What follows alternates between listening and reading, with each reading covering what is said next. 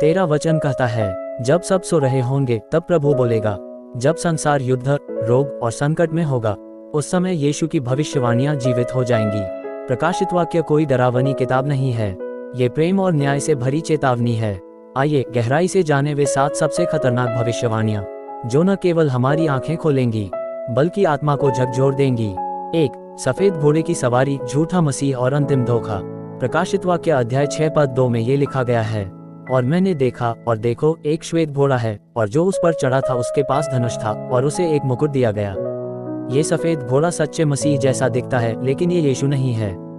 ये शैतान का आखिरी छल है, झूठे मसीह, झूठे भविष्यवक्ता और झूठी आत्माएं। आज की दुनिया में ऐसे प्रचारक हैं जो आश्चर्यकर्म दिखाते हैं लेकिन आत्मा में नहीं हैं। वे मसीह का नाम लेते हैं लेकिन स्वार्थ और प्रसिद्धि के पीछे हैं।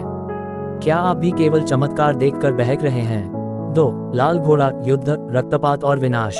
प्रकाशित वाक्य अध्याय 6 पद 4 में ये लिखा गया है, और एक और घोड़ा निकला जो लाल रंग का था, और वह पृथ्वी से शांति उठाने को था, और लोग एक दूसरे को मारने लगेंगे।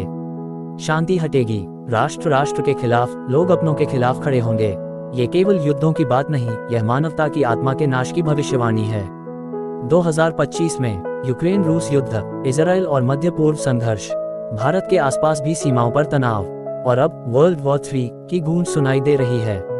क्या आप तैयार हैं जब मानवता ही मिट रही हो? 3. काला घोड़ा, महंगाई, आर्थिक संकट और भूखमरी।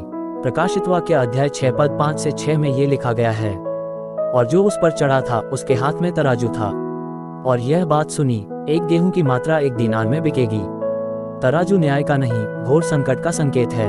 ये बताता है कि समय ऐसा आएगा कि लोग केवल पेट भरने के लिए सारी कमाई खर्च करेंगे। आज की दुनिया में महंगाई ने सबको दबा दिया है। खाद्य संकट अफ्रीका, एशिया, लैटिन अमेरिका में फैल चुका है।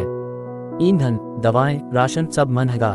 क्या आप उस समय के लिए आत्मिक रूप से तैयार हैं? 4. पीला घोड़ा, महामारी, मौत और अधोलोक। प्रकाशित वाक्य अध्याय 6 पद 8 में ये लिखा गया है, और जो उस पर चढ़ा था उसका नाम मृत्यु था, और अधोलोक उसके पीछे पीछे था, और चौथाई पृथ्वी पर अधिकार दिया गया। ये घोड़ा कोविड-19 से भी कहीं आगे की चेतावनी है। ये मास डेथ की भविष्यवाणी है, जो महामारी, युद्ध, पशुओं और पाप के कारण आएगी। नए वायरस, अप्राकृतिक बीमारियां, अनियंत्रित जनसंख्या, जहरीला खानपान, मानसिक रोग, आत्महत्या की लहर।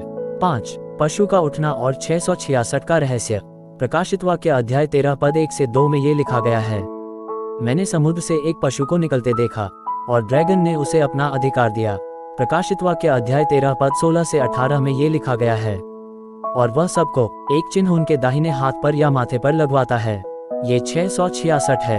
ये पशु एक वैश्विक सत्ता का प्रतीक है जो धर्म, राजनीति और टेक्नोलॉजी को एक करेगा। लोग खरीद बिक्री तक नहीं कर पाएंगे बिना इस मार्क ऑफ द बीस्ट के। आज हम क्या देख रहे हैं? डिजिटल पहचान, बायोमेट्रिक स्कैन, माइक्रोचिप प्रयोग, कैशलेस दुनिया, आर्टिफिशियल इंटेलिजेंस के जरिए विचारों का नियंत्रण। क्या आप जान पाएंगे कि क्या सत्य है और क्या शैतानी जाल? 6. 7 तुरहियां और 7 कटोरे, पृथ्वी पर परमेश्वर का न्याय। प्रकाशित वाक्य अध्याय 8 से 16 तक ये लिखा गया है, जब स्वर्गदूतों ने तुरहियां बजाईं, ओले और आग पृथ्वी पर गिरे, समुद्र का 1/3 रक्त बन गया, सूर्य की गर्मी से लोग जले। ये प्रकृति की प्रतिक्रिया नहीं, प्रभु का सीधा न्याय है। सृष्टि अब सहन नहीं कर रही, परमेश्वर का क्रोध उस पर प्रकट हो रहा है। आज के संकेत: अनियमित मौसम, बर्फीली बारिश, लू, सूखा, जलवायु संकट, जहरीली बारिश, रेडियोधर्मी बादल। क्या हम परमेश्वर के न्याय को अपने जीवन में समझ पा रहे हैं? 7. यीशु का विजयी लौटना और अंतिम न्याय। प्रकाशित वाक्य अध्याय 19 पद 11 में ये लिखा गया है, मैंने स्वर्ग को खुला हुआ देखा, और देखो एक श्वेत घोड़ा है, और उसका नाम है विश्वासयोग्य और सत्य। प्रकाशित वाक्य अध्याय 20 पद 12 में ये लिखा गया है, मैंने मरे हुओं को सिंहासन के सामने खड़े देखा, और हर एक को उसके कामों के अनुसार न्याय मिला। यीशु एक दयालु राजा बनकर नहीं, एक विजेता, एक न्यायाधीश बनकर आएगा। उस दिन कोई बहाना नहीं चलेगा, केवल वही जो पवित्रता में चले हैं जीवन की पुस्तक में पाए जाएंगे। क्या आप जीवन की उस पुस्तक में अपना नाम दर्ज करवा चुके हैं? आइए हम प्रार्थना करें। हे प्रभु यीशु, तेरा वचन मेरे हृदय को छू गया है। मुझे अपने पापों का बोध हुआ। मैंने तुझे जाने बिना जीवन जिया, लेकिन अब मैं लौटना चाहता हूँ। मुझे शुद्ध कर, मुझे अपने लहू से धो डाल।